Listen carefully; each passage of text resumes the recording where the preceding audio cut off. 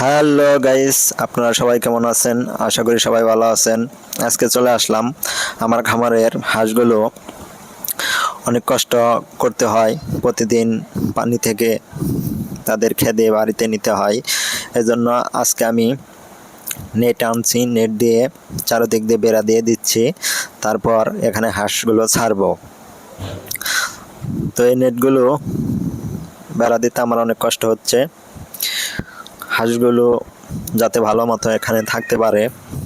অনেকগুলো হাঁস, আমার 50টা হাঁস। তো আশা করি এরপরে আর আমার পানিতে নেমে হাঁসগুলো আর খেদাতে হবে না। তো আমার হাঁসগুলো জন্য সবাই দোয়া করবেন। হাঁসগুলো জানি তাড়াতাড়ি ডিম দেওয়া শুরু করে।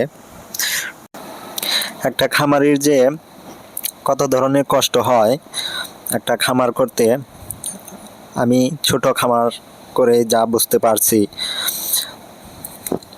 প্রচুর কষ্ট করতে হয়। যদি খামার না করতাম তাহলে হয়তো বুঝতেই পারতাম না যে খামারি ভাইদের কত কষ্ট করতে হয়। টাকাটা আর এমনি এমনি আসে না ভাই, খুব পরিশ্রম করতে হয়।